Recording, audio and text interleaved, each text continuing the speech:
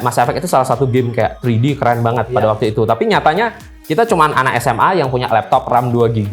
Saya pengen jadi studio paling besar, tapi pada waktu itu nggak ada yang percaya. Siapa studio game di Indonesia yang sukses? Siapa yang sudah bisa create produk yang lumayan bagus gitu? Karena dulu matanya venture capital belum ke sana. Terus dia ngelihat, wah ini padahal gamenya belum ready. Jadi gamenya belum rilis di publik, tapi kayak dia bilang, wah ini harus masuk di gamenya Piala Presiden nih gitu. Hey, semangat pagi! Jumpa lagi dengan Rio Christian dalam episode terbaru Ngopi Seru.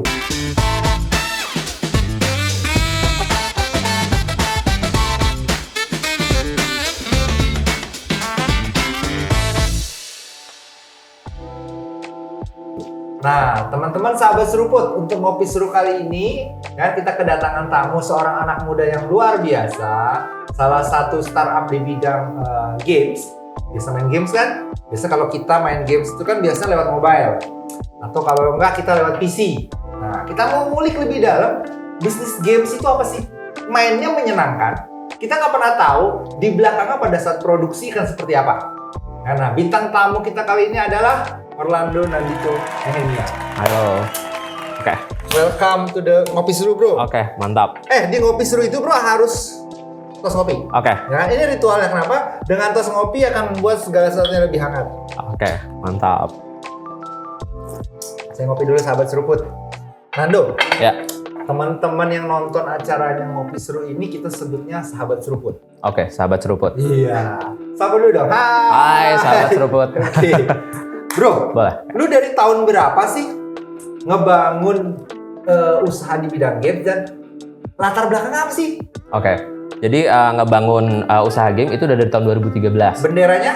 Benderanya Miracle Gates Entertainment Oke. atau holding company-nya Miracle Group Indonesia. Oke, Miracle Group Indonesia. Ya. Terus di dalam bendera tersebut tahun berapa lu pertama kali? Ya, jadi kalau bikin games. kalau pertama kali bikin game itu dari tahun 2013. Jadi 2013 masih SMA, itu mulai tertarik di industri game atau bikin game lah. Background-nya ya sebenarnya bukan langsung game sih, tapi background-nya lebih ke art. Jadi kebetulan semasa SMA itu suka 3D visualizer atau kita suka bikin 3D interior, eksterior. Akhirnya pada masa itu kita ada banyak grup kan. Jadi ada grup-grup di internet gitu. Nah, terus dari sana mulai belajar. Wah, ternyata di internet ada yang ngejelasin tentang gimana bikin interior eksterior secara real time. Itu pakai game engine. Tapi pertanyaan gua, lu dari SMA itu udah mulai berpikir, artinya kan waktu itu kan adalah posisinya lu belum berpikir games. Belum, Ya, tapi bagaimana 3D interior ya kan yang lu pelajari. Apa pemicunya? Akhirnya lo lucu juga nih untuk gue bisa main ke dunia developer games. Ya. Jadi sebenarnya by accident sebenarnya. Oke. Masuk ke gamesnya itu by accident bener-bener gitu. Karena emang backgroundnya dari kecil saya lumayan suka gambar. Jadi basicnya gambar, terus juga keluarga hampir semua banyak pelukis juga. Jadi pelukis-pelukis cat air watercolor di Bali cukup terkenal juga, masuk top 3 Asia, pelukis di Asia gitu. Keluarga. Okay. Nah, jadi karena lumayan suka ngelukis, dari kecil juga saya lumayan suka ngelukis, sampai coret-coret di jalan, ya itu sesuatu hal yang sebenarnya nggak perlu dicontoh. Tapi akhirnya waktu SMA, kalau dulu misalnya coret-coret di jalan, harga pilox kan mahal. Terus akhirnya kenal digital. Ternyata digital kita cukup butuh laptop, lalu kita punya pen tablet, kita bisa ngasilin karya cukup banyak lah di digital. Akhirnya ya semenjak itulah sebenarnya jatuh cinta banget sama digital sih. Mulai belajar dari digital painting, 2D illustration, sampai akhirnya nyentuh arsitek. Ternyata waktu arsitek itu lumayan seneng 3D visualizer interior. Ya, kayak gitu. Tapi lu kagak ngambil kuliah itu? Enggak ngambil. Jadi masih SMA 2000, era-era itu. 2013, 2014 ya? Ya, benar. Nah, pada saat lu bangun, ya kan, kalau kita ngomong games, itu kan kreatif banget tuh. Ya. Karena gue tuh pencinta games. Oke. Ya kan? Kreatif banget bagaimana latar belakang sebuah membangun story dulu, Ya, membangun tokoh, benar. menyangkut pautkan antar tokoh itu dalam titik-titik merahnya. Ya. Misalnya gue titik merah ada akhirnya sebuah cerita yang menarik. Ya. Posisinya. Lu bisa kepikiran lu ngerjain sendiri, mikirin sendiri, atau sebenarnya ada tim? Ya, kalau awal-awal pasti sendiri sih. Awal-awal itu sendirilah. Tapi saat ini memang sekarang udah ada tim. Jadi ada yang tim bagian story sendiri, 2 dimensi sendiri, 3D sendiri, bahkan programmer semuanya sendiri-sendiri sih. Nah, pada saat lu awal, Ya. lu bikin game apa pertama kali? Oke, jadi waktu awal itu game pertama bisa dibilang kita bikin namanya Adventure of Jala. Ya semasih SMA, namanya SMA, kita pengen bikin yang berbau-bau budaya lah. Oke. Akhirnya waktu itu kita bau-bau yang kita bawa Bali, lalu kita bawa Adventure of Jala. of Jala. Ya, oke. Adventure of Jala. Nah, itu salah satu proyek pertama kita yang kita bikin waktu itu masih SMA dan kita cukup banyak diliput lah sama media ya, di Bali. Apalagi kita waktu itu bikinnya masih SMA. Itu sih. mobile apa PC? Waktu itu mobile. Oke. Mobile. nice. Jadi itu Oke. era-era awal pertama kali Android baru-baru kan transisi ke BlackBerry ke Android atau iOS gitu kan itu 2013-an lah. Iya, betul. Jadi era-era itu kita udah build untuk mobile pada Terus? masa itu. Berapa lama lu bangun? Waktu awal.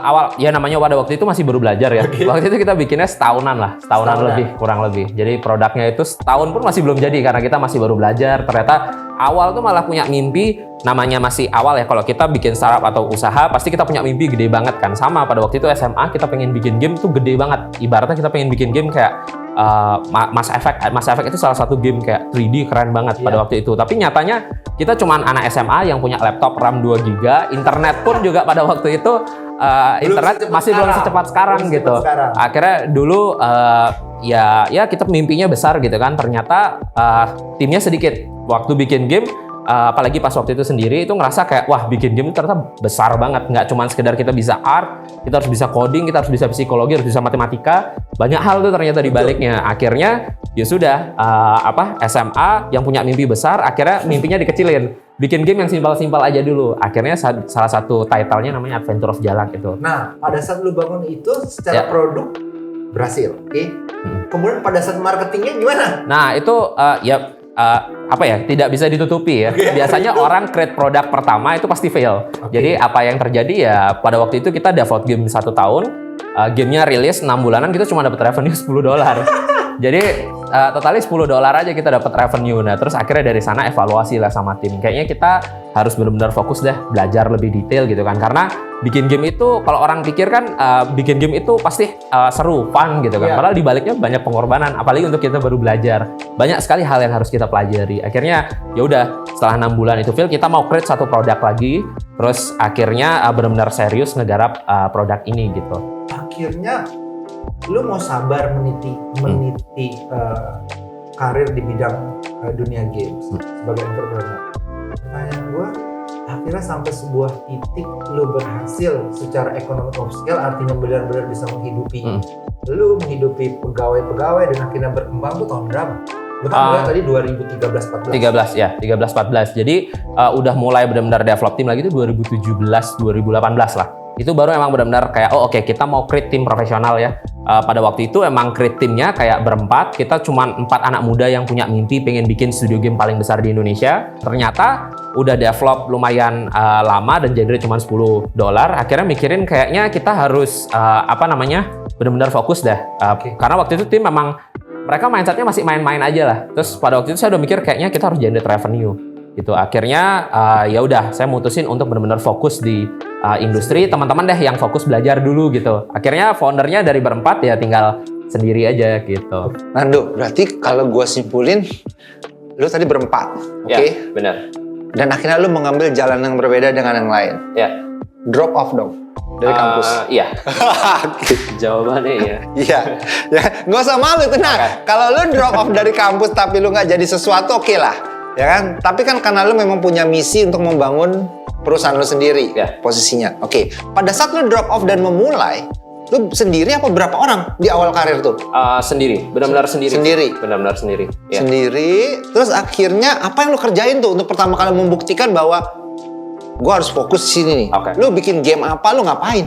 Oke, jadi nah ini mungkin dibalik ceritanya yang lebih sedih lagi sebenarnya. Jadi pada waktu itu ngambil keputusan untuk drop off. Habis itu ngomong sama orang tua. Saya bilang sama orang tua kalau dad sama mama tolong support saya. Kasih saya waktu 1 tahun meskipun saya keluar, tapi kasih saya waktu 1 tahun dan bantu support saya.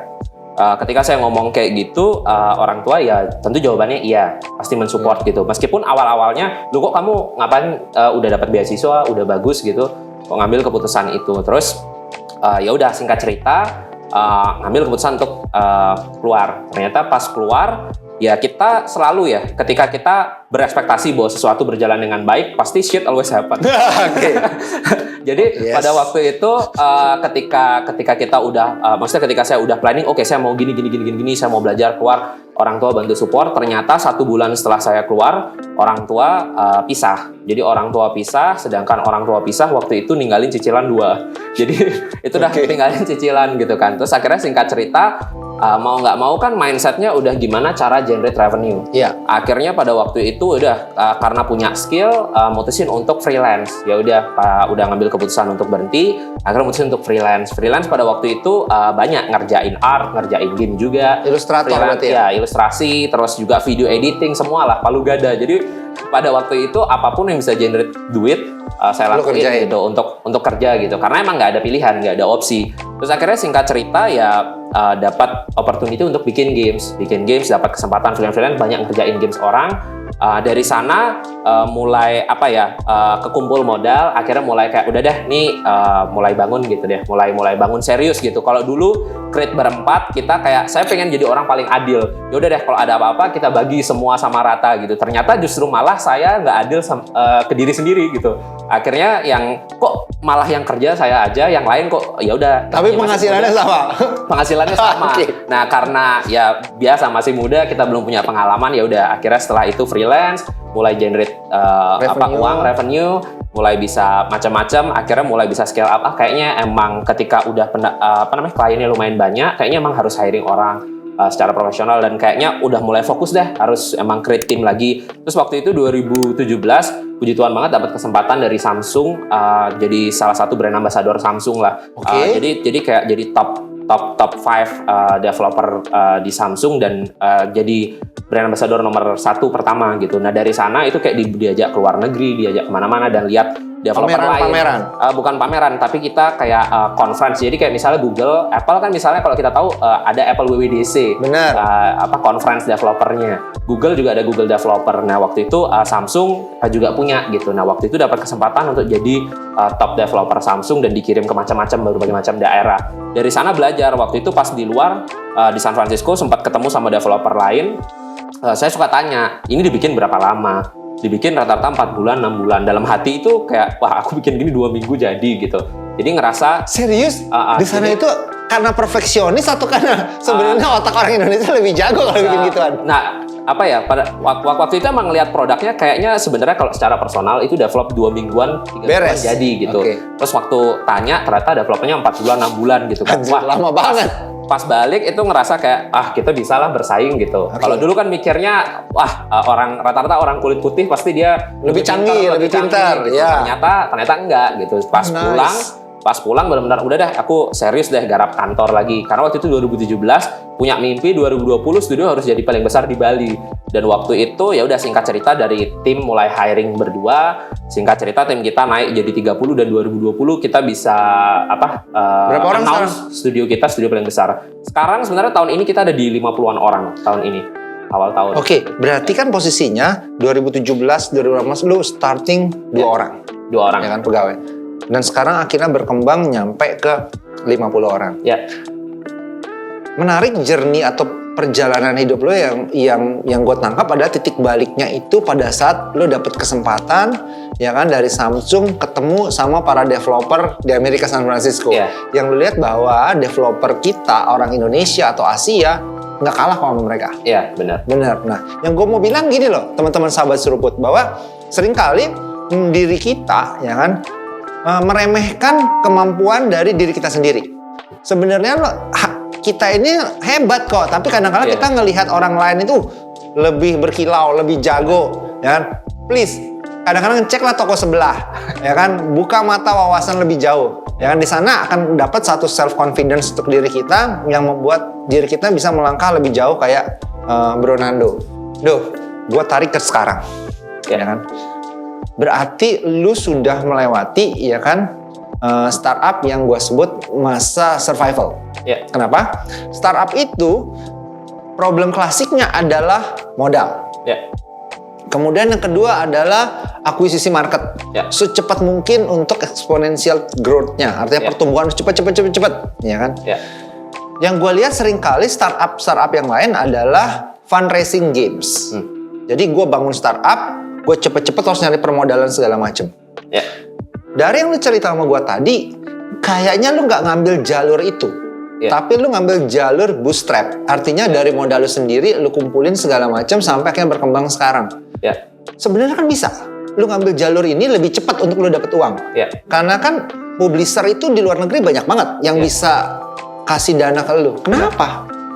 Benar. Karena lebih ke arah mungkin ke idealisme personal aja. Oke. Sebenarnya. Jadi tahun lalu tuh kita mau dapat investment juga dari Tencent sebenarnya. Nice. Tencent kebetulan dia nawarin 500.000 sampai 100 juta dolar. Mereka melakukan 500.000 sampai 1 juta apa 100 juta? 100 juta. Serius? 100 juta. Ya, jadi Oke. dia lagi sebenarnya Tencent juga lagi ngelakuin hunting lah di Indonesia. Oke. Kebetulan kita juga cukup dilirik sama mereka, cuman ya kita sebenarnya lebih ke arah personal aja sih. Karena kita pengen kayak ya kalau kita masih bisa bootstrap, go ahead deh jalan bootstrap gitu. Kita nggak pengen ada idealisme yang di tengah jalan kayaknya harus gini, kayaknya harus kayak gini Oh, gitu. artinya dicampurin sama pihak ketiga. Benar, dicampurin pihak kita. Kita pengen kayak emang ya kita mau dewasa dengan sendirinya. Karena emang kalau kita bilang gini, bukan kita nggak mau ngambil investment, kita lebih ke arah kita menjaga kepercayaan. Karena kalau cari investment itu gampang banget kok sebenarnya. Kalau kita mau cari investment, kita bisa dapat duit, tapi kita bisa nggak mengelolanya dan memastikan bahwa duit yang itu berjalan dengan baik dengan SDM yang kita punya. Di Indonesia, nyari SDM pengembang game atau developer game, baik itu BizDev, baik itu tim production, itu masih susah-susah gampang. Yang bisa generate atau create produk yang benar-benar bagus. Sedangkan kalau kita lihat industri game adalah industri yang dari sisi bisnis model atau kayak dari sisi bisnis head to head kita itu sama perusahaan-perusahaan yang besar-besar yang funding mereka jauh lebih besar. Jadi industri entertainment ya memang secara data industri entertainment itu adalah industri yang paling besar. Bahkan kalau kita lihat K-pop, kita lihat film-film Korea, game industry itu jauh lebih besar datanya kalau dilihat di search di internet. Secara revenue, pendapatan, macam-macamnya. Tapi untuk create produk kita juga harus head to head sama luar gitu. Kalau kita lihat, kenapa sih kok jarang game atau produk lokal yang bisa survive atau yang bisa menangin market lokal? Karena head to head kita development fundingnya di Indonesia rata-rata yang dapat investment paling 1 juta sampai 3 juta dolar. Iya, benar. Nah, tapi yang di luar itu 1 juta sampai 3 juta dolar itu cost operasional mereka sebulan. Jadi perbedaannya kan jauh ya? Sangat jauh sekali. Jauh. Gitu. Jadi itu alasan kenapa banyak developer lokal juga susah survive di market lokal juga sendiri karena R&D-nya, user akuisisi banyak sekali PR-nya. Jadi seperti itu sebenarnya perbandingannya.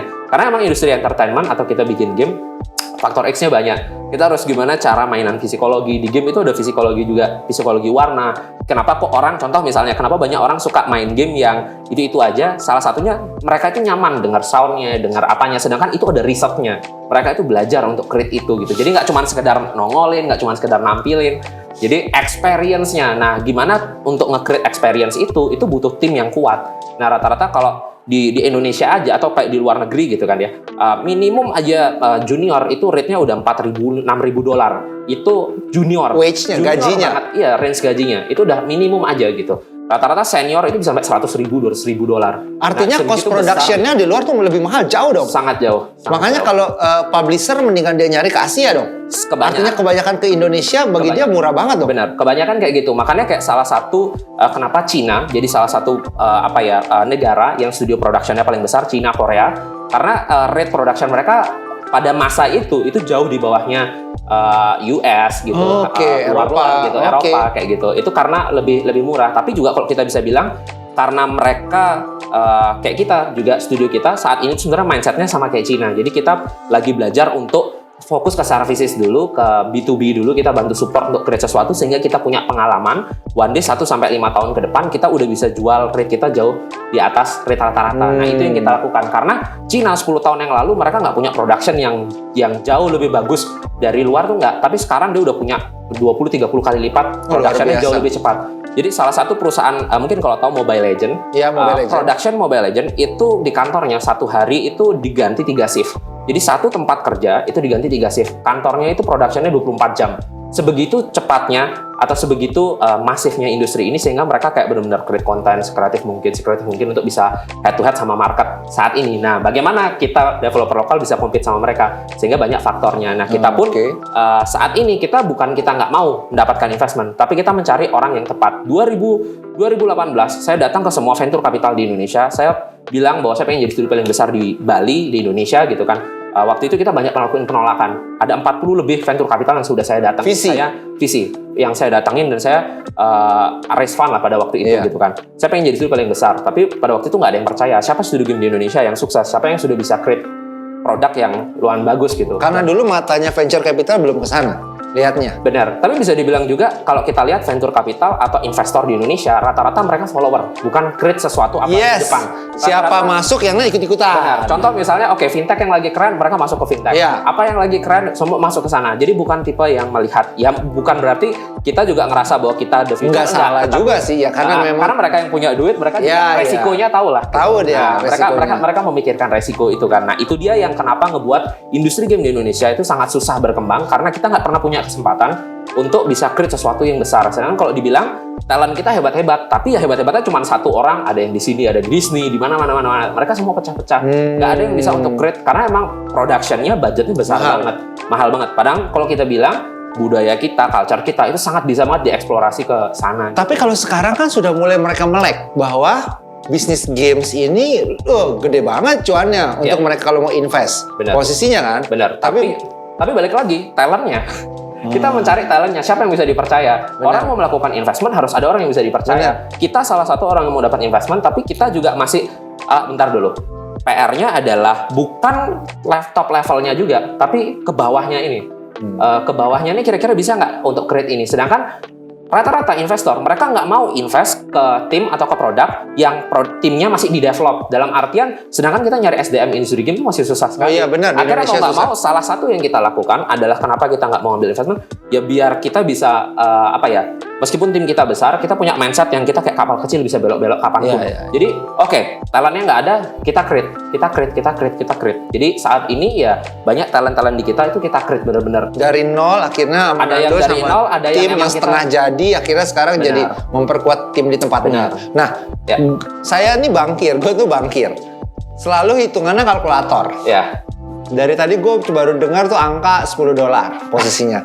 Tapi nggak mungkin dengan satu lu bootstrap, kagak pakai venture capital, lu bisa bertahan sampai malah berkembang hari ini. Kalau lu dari bikin game sekarang, posisinya, game tersukses lu apa, ya kan? Itu datengin revenue berapa sih? Yang terbesar yang lu pernah dapat? Jadi kalau bisa dibilang saat ini tuh kita lagi ngembangin namanya Battle of Guardian. Sebenarnya ada banyak banget title yang lagi kita develop sebenarnya di balik-balik layar. Kita juga sebenarnya kalau dari sisi revenue lah, saat ini tim kita ada 50-an orang. Kita generate revenue itu dari banyak macam kakinya lah gitu kita bilang. Yang terbesar? Yang terbesar bisa dibilang kita tuh ada jualan produk tapi nggak pakai atas nama kita. Jadi kita banyak jualan digital asset gitu. Jadi kayak contohnya orang mau bikin game tentang horor gitu. Ya udah kita bikinin rumah horornya. Rumah tentang horor gitu ya. Rumah horor. Itu yang lu jual. Aset, itu yang kita jual. Misalnya seperti itu. Jadi kita lumayan banyak dari sana. Nah, kalau kita gimana caranya mengenerate revenue dari berbagai macam source sih? Itu yang kita lakukan. Makanya kita juga ada services, kita juga ada academy. Jadi kita develop talent, kita juga monetize itu gitu. Jadi kita banyak source income lah. Kalau biasanya rata-rata developer game fokusnya create satu game, lalu dia dapat revenue hanya dari satu game. Nah, yang kita lakukan adalah karena kita tahu bikin satu game itu sangat beresiko sekali, kita bikin banyak game, kita bikin banyak aset-aset yang kita jual juga, kita juga ada services jasa sehingga banyak yang menopang. Berarti kalau gue simpulin 3 nih. Lu creating games, lu jual Steam dan kawan-kawan tuh di marketplace-nya. Kedua, lu creating digital asset. Benar. Yang itu membantu developer lain yang lagi ngebangun games, mempercepat prosesnya, dia bisa ambil beberapa digital asset beli dari lu. Benar. Yang ketiga, lu create the talent. Artinya talent itu lu kayak bikin tadi akademi, dia belajar tempat lu, dan dia bayar. Iya, benar. Terus yang keempat ada lagi. Kita fokusnya ke services. Jadi kita ada services. Jadi ngebantu orang untuk create game. Jadi kita bisa dibilang hampir 95% klien kita tuh dari luar. Berarti white label istilah gua. Artinya Ke B2B. Gua perusahaan game, Ya. gua mau bikin game, Ya. kan gue males, sumber daya gue nggak ada, tapi gue punya duit, gue minta tolong lu aja. Iya, kurang lebih kayak gitu. Oh. Jadi ada 4 source income Terus- bisa dibilang. Oke, tetap gue kejar. Omset bulanan lo atau omset tertinggi lo yang pernah lo dapat revenue berapa? In US dollar or in rupiah is okay. Ini harus angka. Hah? Harus angka. Tahun lalu kita nyentuh 5 juta. Tahun lalu. The totally 1 years. Iya, 1 tahun. 1 tahun kita nyentuh 5 juta. Gila. Oke, sahabat seruput, ya kan. Jadi industri game itu gede banget, ya kan. Kenapa makanya ngopi seru menampilkan hari ini Nando, kita mau buka perspektif baru bahwa ada kok dunia-dunia industri kreatif yang berkaitan dengan entertainment yang sebenarnya make money banget. Apalagi Indonesia hari ini, kayak contohnya Presiden Jokowi bilang, talent-talent yang sekolah di luar suruh masuk dong ke Indonesia. Tapi itu tadi, iklim industrinya belum bisa bayar secara layak. Ya, Bener kan? benar. Nah, so itu PR kita bersama. Jadi kalau memang kita mau jadi entrepreneur di industri games, ya pikirin tuh. Ya kayak Nando tadi nih udah sampai 50 pegawai, ya dia bisa jalan posisinya. Nah, lu sekarang udah nomor 1 di Bali. Ya. Ya kan? Makanya lu hadir di sini. Kalau lu nomor 2, dia nggak akan ada di sini. Oke? Lu udah nomor 1 di Bali. Ya. Harapan lu ke depan tuh ngelihat Indonesia ya Nando ya. Ya. Dengan perkembangan industri game ini, lu ngelihatnya gimana sih? Ya, jadi kalau kita bilang, oke. Jadi di Bali itu kan kita apa ya? Fundamental kita baru lahir, kita udah lihat patung, kita udah lihat seni gitu jadi kayak seni itu udah bagian dari kehidupan sehari-hari lah. Bener. Sebenarnya kalau orang bilang bahwa di Bali erat banget dengan tourism industry. Tapi sebenarnya kita tuh punya apa ya? Hidden talent gitu ya di dalam anak-anak muda yang bisa kita ulik gitu ya untuk jadi sesuatu ke depan. Karena kalau kita bilang, mungkin kita pernah nonton Coco gitu ya.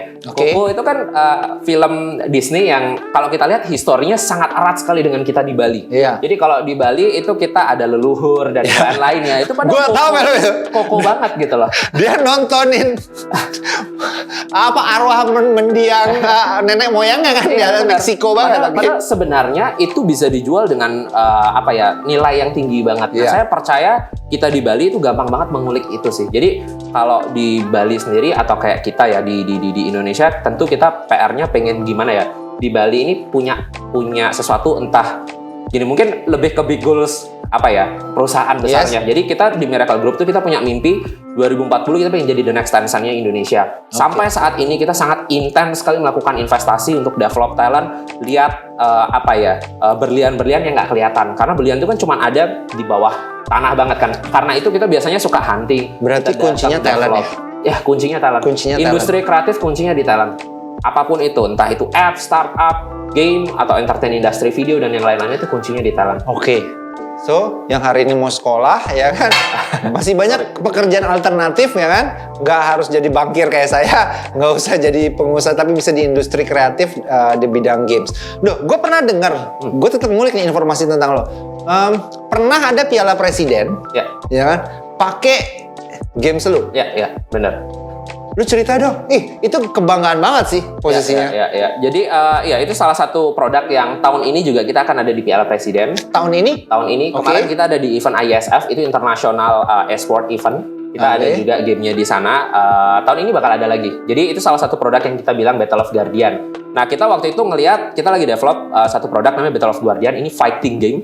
Jadi kita ada banyak angkat karakter-karakter lokal juga di dalamnya. Jadi ada kayak siapa? Prabu Siliwangi. Jadi Bandung, Prabu Siliwangi. Ya, Oke. Kayak gitu. Terus ada di Bali kayak kita angkat Rangde kayak gitu. Rangde. Pokoknya karakter-karakter lokal kita angkat. Tetapi kita tidak bungkus 100% seperti itu. Iya. Kita bungkusnya supaya mudah dipahami dimengerti sama oleh orang luar orang. kayak gitu. Jadi itu yang kita create sih. Nah itu salah satu game yang dimainin di Piala Presiden. Prosesnya emang panjang sih.